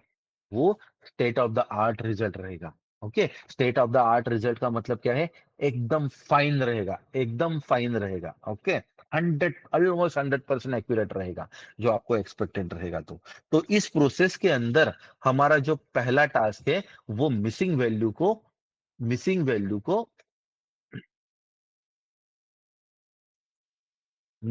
को फाइंड आउट करना। Okay, so guys, basic Python का नॉलेज आपको होना चाहिए, लेकिन कोई टेंशन नहीं। हम डेडिकेटेडली कुछ 1 हफ्ते का वर्कशॉप करेंगे, जिसके अंदर हम बेसिक पाइथन कवर करेंगे। थोड़ा यूज टू हो जाने दो। ओके, 1 2 हफ्ते के अंदर। ओके, सो किसी भी डेटा, किसी भी आईडी के अंदर आपका पाइचाम हो, आपका विजुअल स्टूडियो उसके अंदर जब आप पाइथन का प्रोग्राम लिखते हो, जब आप पाइथन का प्रोग्राम लिखते हो तो आप सबसे पहले क्या करते हो? देखो, पाइथन के अंदर दो टाइप की लाइब्रेरीज होती है। एक होती है इनबिल्ट लाइब्रेरीज, एक एक होती है इनबिल्ट लाइब्रेरी। इनबिल्ट लाइब्रेरी का मतलब क्या है? उस लाइब्रेरी को आपको इंपोर्ट करने की जरूरत नहीं, उस लाइब्रेरी को आपको इंपोर्ट करने की जरूरत नहीं। जैसे सिस्टम लाइब्रेरी होगी, ओएस लाइब्रेरी होगी, डेट एंड टाइम लाइब्रेरी, ऐसे बहुत सारी लाइब्रेरीज है जो इनबिल्ट आती है। लेकिन पाइथन बोलता है भाई मेरे पास तो 1 लाख से ज्यादा लाइब्रेरी है, मेरे पास 1 लाख से ज्यादा लाइब्रेरी है। तो मैं क्या पूरे तेरे तू तो मैं क्या, आप जब पाइथन इंस्टॉल करोगे तो मैं क्या पूरे 1 लाख की 1 लाख का लैपटॉप दूं? ऐसे तो आपका लैपटॉप पूरा स्लो हो जाएगा। तो वो क्या कहता है पाइथन, मतलब मैं मेरे लैंग्वेज में आपको समझने के लिए बोल रहा हूँ कि भाई पाइथन बोलता है कि भाई कुछ पैकेजेस तो मैं आपको बाय डिफॉल्ट दे दूंगा, ओके, लेकिन बाकी जो एड ऑन पैकेजेस है वो आपको इंपोर्ट करने पड़ेंगे, क्योंकि अजय मशीन लर्निंग के ऊपर काम कर रहा है तो अजय मशीन लर्निंग के मॉडल को इंपोर्ट करेगा। प्रशांत जेन एआई का एप्लीकेशन डेवलप कर रहा है तो प्रशांत जेन एआई के लाइब्रेरीज को इंपोर्ट करेगा। ओके, अभिषेक एजेंटिक एआई के ऊपर काम कर रहा है तो अभिषेक एजेंटिक एआई के एप्लीकेशन को इंपोर्ट करे लाइब्रेरीज को इंपोर्ट करेगा। कोई दूसरा बंदा है, वो वेब डेवलपमेंट कर रहा है तो वो वेब डेवलपमेंट स्पेसिफिक के लाइब्रेरीज को इंपोर्ट करेगा। तो ये सारा क्या है? These are the libraries which are not there by default in on your computer. So in that reason you need to first install it and then import it. Okay, क्योंकि by default ये आपके programme के अंदर नहीं आता। Okay, ये सारी चीजें हम डिटेल में जब पाइथन पढ़ेंगे, ये सारी चीजें मैं वहां पे 7 डेज के वर्कशॉप के अंदर पूरा बताऊंगा। ओके, बेसिक जिसको नहीं पता है उनके लिए। ओके, तो मैंने क्या किया, मैंने पांडास को इंपोर्ट किया और मैं पांडास को एक निक नेम दिया, पीडी। निक नेम इसके लिए दिया क्योंकि प्रोग्राम के अंदर मुझे जब पांडास को यूज करना है तो मुझे पूरा पांडास लिखने की जरूरत नहीं, मैं सिर्फ पीडी लिखूंगा। तो पीडी क्या अलायस नेम है फॉर पांडास। ओके, तो मुझे अगर डेटा सी गाइस, मुझे को फिल करना है या मिसिंग वैल्यू को आइडेंटिफाई करना है। तो गाइस मुझे मिसिंग वैल्यू को आइडेंटिफाई करना है तो दिमाग में सोचो, एक मेंटल मॉडल बनाओ कि अगर मुझे मेरे डेटा के अंदर मिसिंग वैल्यू को ढूंढना है तो मुझे क्या क्या करना पड़ेगा। मुझे पहले डेटा को विजुअलाइज भी करना पड़ेगा, जरूरत पड़े तो मुझे डेटा के अंदर हर सेल के अंदर जाके देखना पड़ेगा कि कौन सा सेल ऐसा है जिसके अंदर डेटा नहीं है। जैसे ये सेल हो कहाँ पे, ये सेल है, ये सेल के अंदर डेटा नहीं है, ये जो दो सेल है इसके अंदर डेटा नहीं है। तो मुझे अगर मेरे डेटा के अंदर ढूंढना है कि कौन मिसिंग वैल्यू कहाँ कहाँ पे, तो मुझे हर सेल के अंदर जाके ढूंढना पड़ेगा। तो गाइस पाइथन में ऐसा कौन सा लाइब्रेरी है जो हर सेल में जाके डेटा को ढूंढता है? एक्सेल शीट या सीएसवी के टर्म में मुझे मैं बोलूँ तो पांडा एक ऐसा लाइब्रेरी है, वो आपके एक्सेल शीट या सीएसवी के अंदर जाता है, हर सेल के अंदर जाता है और हर सेल के अंदर आपको जो भी करना है, मिसिंग वैल्यू को ढूंढना है या कोई मैनिपुलेशन करना है, तो वो सारी चीजें कर पाएगा। तो इसीलिए मैं पांडास को इंपोर्ट करूंगा। मुझे अगर डेटा के नेचर को चेक करना है, मतलब डेटा को विजुअलाइज करना है, तो मैं सीबॉन और मैटप्लॉटलिब को करूंगा। अब ये मैटप्लॉटलिब के अंदर बहुत सारे सब लाइब्रेरीज है, तो मैं पीवाई प्लॉट को यूज करूंगा एज पीएलटी, मतलब ये जो निक नेम है। ओके, सो ये सारी चीजें हमारी कॉमन रहने वाली है through out the 40 practicals from now. Okay, अभी मैं बोल रहा हूँ ओके, मैंने पांडास को इंपोर्ट कर दिया। Guys are you getting what I am saying? जिनको यस पाइथन सर। अच्छा पता है उनको प्रॉब्लम नहीं है, जिनको पाइथन अच्छा नहीं है उनको प्रॉब्लम नहीं है, लेकिन जिनका पाइथन अच्छा नहीं है वो मुझे पूछो। Okay, we are going to spend more time on that. Okay, लेकिन मैं पहले चाहता हूं कि पहले आपको हर्ट हो कि ओके पाइथन कितना जरूरी है। ओके, और धीरे धीरे पढ़ो। ओके, तो मैंने पांडास को इंपोर्ट किया, मतलब मैंने मेरे पांडास को पहले इंस्टॉल किया मेरे कंप्यूटर पे। तो पिप 3 गाइज वो कैसे करते हैं? पिप पिप इंस्टॉल इंस्टॉल पांडा, ऐसे आपको पहले इंस्टॉल करना पड़ता है आपके लैपटॉप के ऊपर। ओके, और बाद में आप इंपोर्ट कर पाओगे। ओके, ये इंपोर्ट मतलब डायरेक्टली क्लाउड से नहीं आता, डायरेक्टली ऊपर क्लाउड से नहीं आता रिपोजिटरी से। पहले आपको आपके लोकल लैपटॉप पे आपको जो जो लाइब्रेरी चाहिए वो आपको इंस्टॉल करना पड़ेगा, और बाद में ही आप इंपोर्ट कर सकते हो। ओके, तो मैंने पांडास इंस्टॉल करने के बाद मैं बोल रहा हूँ, हे पांडा जा मेरे लैपटॉप के ऊपर एक सीएसवी है उसको रीड करके आ। तो ये जो मेरी सीएसवी है मेरे डेस्कटॉप के ऊपर लोन डॉट सीएसवी, ये वही सीएसवी है loan dot CSV.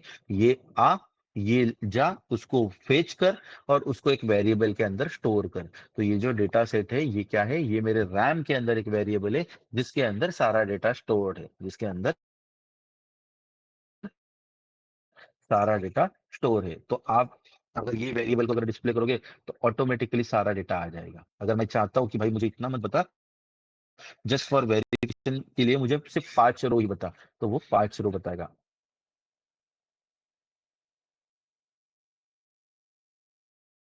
Okay, data set dot head, तो मैं बोल रहा हूँ कि भाई मुझे सब कुछ मत बता, मुझे सिर्फ पहले ही 5 बता, जस्ट फॉर वेरिफिकेशन। ओके, तो पहले 5 मुझे दिख गए। अभी मुझे डेटा के अंदर मुझे डेटा का शेप देखना है। डेटा का शेप देखना है मतलब डेटा के अंदर कितने रोज है, कितने कॉलम्स है, कितने लाइन है, ये देखना है। तो डॉट शेप क्या बताता है, डेटा का एक रोज और कॉलम के फॉर्म में शेप बताता है। तो मेरे डेटा के अंदर 600 रोज है और मेरे डेटा के अंदर 10 कॉलम्स है। तो ये सारे कॉलम्स है, ये सारे कॉलम्स है। Loan ID, gender, married, dependent, education, self employed, application income, ये सारे कॉलम है। और लेफ्ट साइड पे क्या है, मेरे रोज है। ओके, ये सारे रोज है, देखो ये 600 ऑलमोस्ट 599 रोज है। ये देखो 601 इसलिए बता रहा है क्योंकि पहला जो रो है मेरा वो मेरे कॉलम ने ऑक्यूपाई किया है। ये जो पहला रो है ये मेरा कॉलम ने ऑक्यूपाई किया है।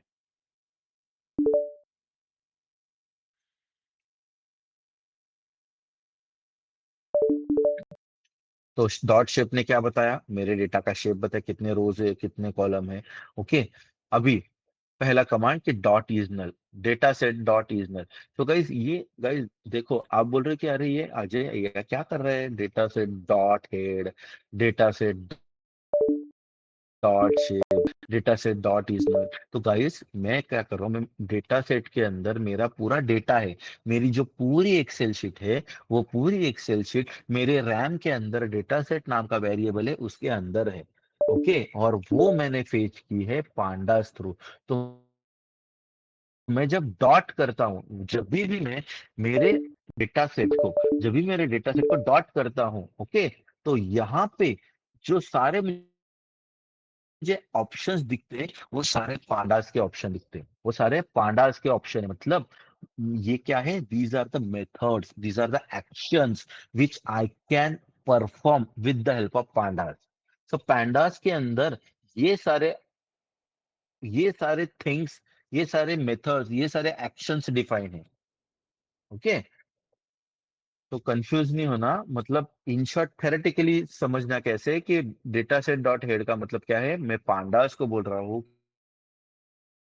कि भाई डेटा सेट का पूरा डेटा ले और पहले 5 वैल्यू लेके आ। मैं डेटा पांडास को बोल रहा हूँ, मैं डेटा सेट के अंदर पूरा डेटा ले और उसका मुझे शेप बता, कितने रो से कितना लो। वैसे ही मैं डेटा सेट को पांडास को बोल रहा हूँ कि भाई डेटा सेट के अंदर पूरी वैल्यू ले और डेटा सेट के अंदर कितनी वैल्यूज नल है वो मुझे बता। इज नल क्या करता है, इज नल एक फंक्शन है, एक मेथड है जिसकी वजह से पूरे रैम के अंदर, ये वेरिएबल के अंदर जितना भी सीएसवी फाइल का डेटा है उसके अंदर वो सेल बताएगा, वो सेल बताएगा। ये क्या है, ये सेल वो सेल बताएगा जिसके अंदर वैल्यूज एम्प्टी है, जिसके अंदर वैल्यूज एम्प्टी है। तो इसने क्या किया, डेटा सेट डॉट इजनल जब आपने मेथड अप्लाई किया तो उसने एक नया शीट आपको दिया।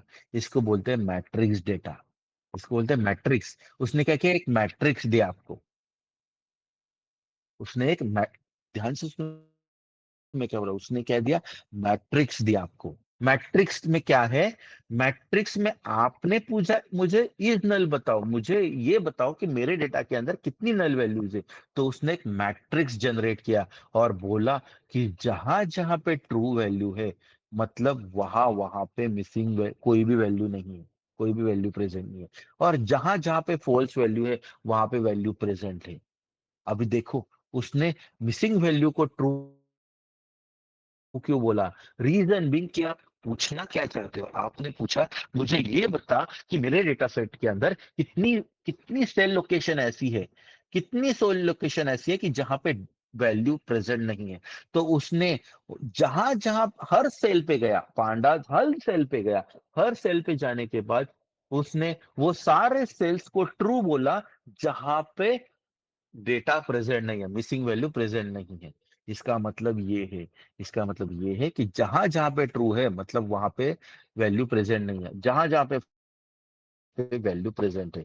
मतलब आप ये सोचो कि आगे जाके अगर आपके मिसिंग वैल्यू को आपको फील करना है तो पांडा सिर्फ कौन सा सेल वैल्यू देखेगा गाइस? जहां पे ट्रू है, ट्रू है जहाँ पे। जहां पे ट्रू है।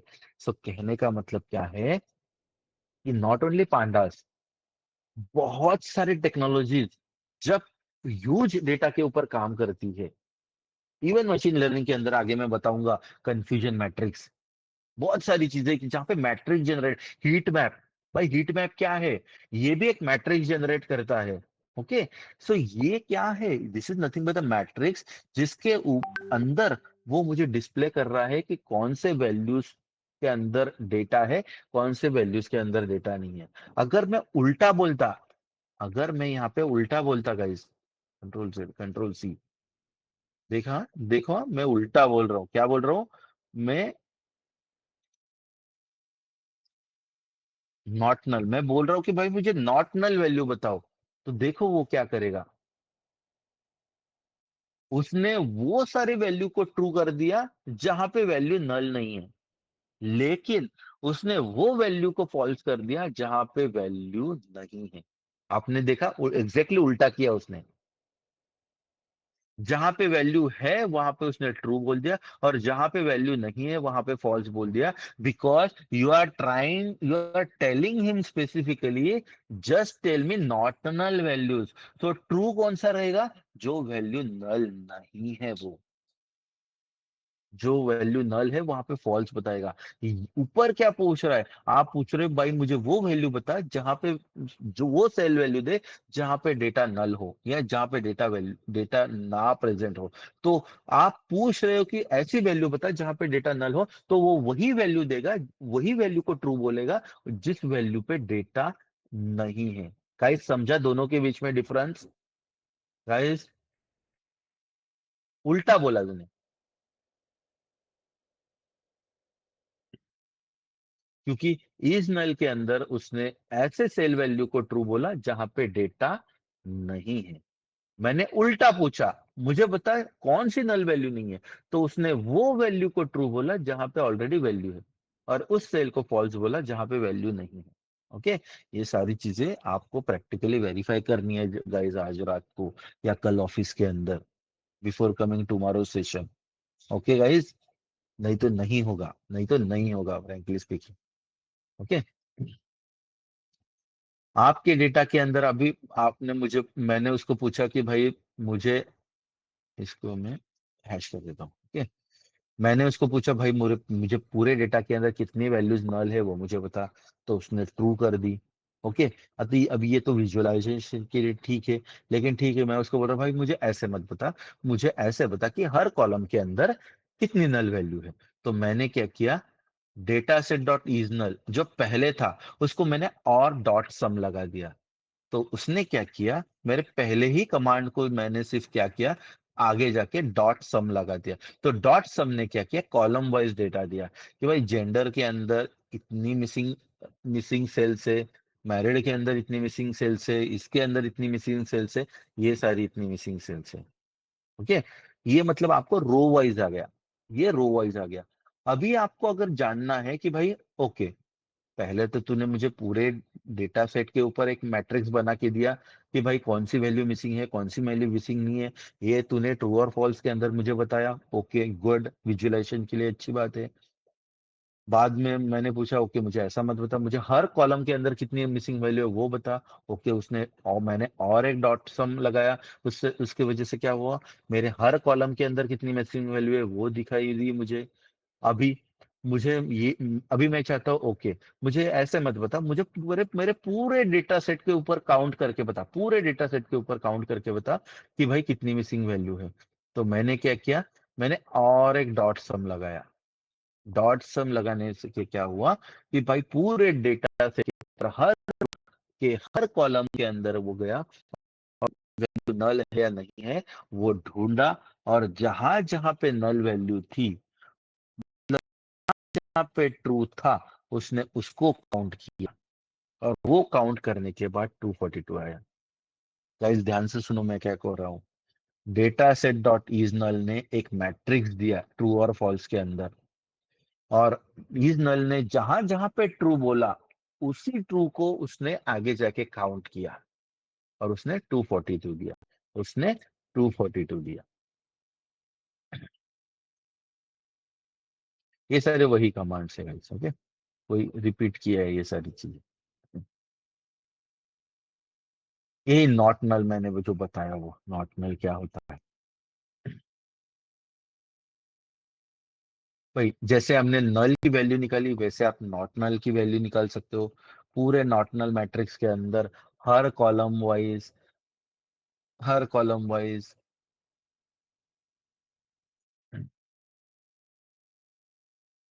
हर कॉलम वाइज या पूरे डेटा सेट के अंदर कितना है वो उसने बताया। अभी फॉर एग्जाम्पल मैं इसको एक्स करता हूँ तो एक्स, ये देखो हर कॉलम के अंदर कितने नॉट नल वैल्यू है। ओके, और मैं चाहता हूँ कि भाई मुझे कॉलम वाइज नहीं बता, मुझे पूरे डेटा सेट के अंदर बता, तो इतनी नॉट नल वैल्यू मतलब इतनी जगह पे वैल्यू प्रेजेंट है। अभी देखो आप अगर इसका एडिशन करोगे तो क्या आएगा गाइस, इतने सेल्स पे वैल्यू प्रेजेंट है, इतने सेल्स पे वैल्यू प्रेजेंट नहीं है। दोनों का एडिशन कम्स टू 6,000। मतलब डेटा सेट डॉट शेप के अंदर, डेटा सेट डॉट शेप के अंदर 600 रोज है, 10 कॉलम से। तो 600 रोज और 10 कॉलम्स, तो टोटल कितने सेल्स हुए गाइस, 6,000 सेल्स हुए, 6,000 सेल्स हुए। तो ये दोनों का एडिशन 6,000 आता है। तो यहाँ पे मैंने क्या किया, data set dot shape, data set dot shape के अंदर, डेटा सेट डॉट शेप, इसका आउटपुट क्या है, इसका आउटपुट है ये, इसके अंदर 600 मतलब इंडेक्स लोकेशन 0, 10 मतलब इंडेक्स लोकेशन 1। तो मैं यहाँ पे क्या कर रहा हूँ, मैं यहाँ पे एक मैथमेटिकल कैलकुलेशन कर रहा हूँ, इसको बोल रहा हूँ डेटा सेट डॉट शेप के अंदर जो पहला वैल्यू है, 0 इंडेक्स वैल्यू है मतलब 600, उसको मल्टीप्लाई कर किससे, डेटा सेट के अंदर डॉट शेप के अंदर जो दूसरा वैल्यू है 10। तो टेक्निकली यहाँ पे मैं कर रहा हूँ 600 मल्टीप्लाइड बाई 10, तो ये हो रहा है आपका 6,000, ये हो रहा है आपका 6,000 मतलब टोटल सेल्स। अभी आपको अगर चाहते हैं कि भाई मुझे मुझे परसेंटेज में बता कि कितनी वैल्यूज नल है, तो गाइस सिंपल है कि total null value divided by divide divided by 6,242 divided by 6,000 multiplied by 100, ये आपको बताएगा कि कितने वैल्यूज परसेंटेज के अंदर मिसिंग है। तो मैं डायरेक्टली ये नहीं कहूंगा 242, डायरेक्टली नहीं करूंगा, डायरेक्टली नहीं बोलूंगा 242 डिवाइडेड बाय 6,000 मल्टीप्लाइड बाय 100, ऐसे नहीं कहूंगा। मैं बोलूंगा, मैं ये फॉर्मूला को लूंगा, कॉपी करूंगा, ये फॉर्मूला यहाँ पे डाला, ये फॉर्मूला का आउटपुट आएगा 242 डिवाइडेड बाय, मैं ये फॉर्मूला कॉपी करूंगा, डिवाइडेड बाय ये फॉर्मूला मुझे देगा 6,000। सो 242 डिवाइडेड बाय 6,000 मल्टीप्लाइड बाय 100। तो ये इसने मुझे दिया कि टोटल आपके डेटा के अंदर 4.02 सेल्स ऐसे हैं जो वेकेंट है, जो मिसिंग है, जो मिसिंग है गाइस। इससे मतलब क्या है, इस तरह से आप आपके डेटा सेट के अंदर मिसिंग वैल्यू कितने हैं, पर कॉलम कितने हैं, पूरे डेटा सेट के अंदर कितने हैं, उसका परसेंटेज क्या है, वो आप निकाल सकते हो। प्लस आप चाहते हो कि भाई भाई अजय, तूने तो बोला कि भाई अगर डेटा को तू सीबॉन और मैटप्लॉट से विजुअलाइज भी कर सकता है। ओके, तो मैं विजुअलाइज करके आपको बता रहा हूं कि गाइस मेरे डेटा के अंदर कितना मिसिंग वैल्यू है। तो मैंने बोला SNS, SN is an short form alliance name of Seaborn, SNS. मैंने क्या बोला, ये क्या है, ये शॉर्ट फॉर्म है, ये अलायंस नेम है, ये निक नेम है for this. Instead of saying seaborn मैं बोल रहा हूँ एसएनएस। तो नीचे मैंने क्या किया, SNS dot hit map, SNS dot hit map. तो जैसे पांडास के अंदर डॉट इज नल है, डॉट सम है, डॉट शेप है, ओके, डॉट शेप है, okay, read underscore CS, read under head है, रीड अंडरस्कोर सीएसवी है। तो ये क्या है, ये मेथड से पांडास के अंदर, ये एक्शन से पांडास के अंदर। वैसे ही हीट, वैसे ही एसएनएस के अंदर, सी बॉन के अंदर भी बहुत सारे मेथड से to visualize the data. Heat map क्या है, एक आपके डेटा को विजुअलाइज करने का तरीका है, आपके डेटा को विजुअलाइज करने का तरीका है। तो आप क्या बोल रहे हो आपके सीबॉन को, हे सीबॉन तू मेरे लिए डेटा को विजुअलाइज कर, उसका एक तरीका है हीट मैप। लेकिन इसको मैं इनपुट दे रहा हूं डेटा सेट डॉट इजनल। मतलब मैं ये जो डेटा सेट डॉट इजनल का आउटपुट है गाइस, ये जो डेटा सेट डॉट इजनल का आउटपुट है, ये डेटा को मैं दे रहा हूं as a input to my heat map. मतलब उसके अंदर क्या है, कुछ ट्रू है, कुछ फॉल्स है। ट्रू का मतलब क्या है, जहां पे मिसिंग वैल्यू है। फॉल्स का मतलब क्या है, वहां पे मिसिंग वैल्यू नहीं है। तो हीट मैप क्या करेगा, आपको विजुअलाइज करेगा, बोलेगा कि लोन आईडी, जेंडर, मैरिड, ये क्या है, कॉलम, हर कॉलम के अंदर कौन से रो पे मिसिंग वैल्यू है या नहीं है। तो इज नल का मतलब क्या है, तो ये जो व्हाइट बोल रहा है, ये सारी व्हाइट लाइंस क्या है, मिसिंग वैल्यूज है। मतलब जहां पे ट्रू वैल्यू है, क्योंकि इजनल क्या करता है, एक मैट्रिक्स देता है, एक मैट्रिक्स फॉर्म के अंदर देता है कि जहां जहां पे मिसिंग वैल्यू है वहां पे वो नल, वो जहां जहां पे मिसिंग वैल्यू है वहां पे वो ट्रू बोलता है। तो हीट मैप ने क्या किया, हीट मैप ने पूरे डेटा के मैट्रिक्स को रेफर किया और ढूंढा कि जहां जहां पे ट्रू है वहां वहां पे मैं व्हाइट मार्क करूंगा, और जहां जहां पे फॉल्स है वहां वहां पे मैं ब्लैक मार्क करूंगा, और वो मैं विजुअलाइज करूंगा। तो सीबॉन ने क्या किया, आपके डेटा को विजुअलाइज किया। कैसे विजुअलाइज किया, उसने डिफरेंशिएट किया कि कौन सा डेटा नल है, कौन सा डेटा मिसिंग है, और कौन सा डेटा मिसिंग नहीं है। तो ये हीट मैप जनरली क्या करता है, एक लिटमस टेस्ट जैसा प्रोसीजर फॉलो करता है। लिटमस टेस्ट, आपने केमिस्ट्री के अंदर लिटमस देखा था ना भाई, वो कागज कितना हरा होता है, कितना नीला होता है, कितना पीला होता है। तो ये क्या, एक रेंज देता है, ये क्या है, एक रेंज देता है, ओके, 0 और 1 के रेंज में। ओके, तो 0 का मतलब क्या है, फॉल्स, 0 का मतलब फॉल्स है, 1 का मतलब ट्रू है। तो जहां जहां पे ट्रू है तो वो व्हाइट बोलेगा, और जहां जहां पे फॉल्स है, फॉल्स है, वहां पे वो ब्लैक बोलेगा। तो ब्लैक का मतलब क्या है, लोन आईडी, इसके अंदर एक भी मिसिंग वैल्यू नहीं है। एप्लीकेशन इनकम, को एप्लीकेशन इनकम, इसके अंदर एक भी मिसिंग वैल्यू नहीं है। जेंडर मैरिड के अंदर जहां जहां पे जिस जिस रो के ऊपर मिसिंग वैल्यू है वहां वहां पे वो व्हाइट मार्क दे रहा है। क्योंकि हीट मैप ने क्या किया, पूरे डेटा सेट को, मैट्रिक्स को ढूंढा, उसके अंदर जहां जहां पे ट्रू है उसको व्हाइट लाइन बोल दिया, और जहां जहां पे फॉल्स है वहां वहां पे ब्लैक लाइन बोल दिया। गाइस ये चीज आपको समझा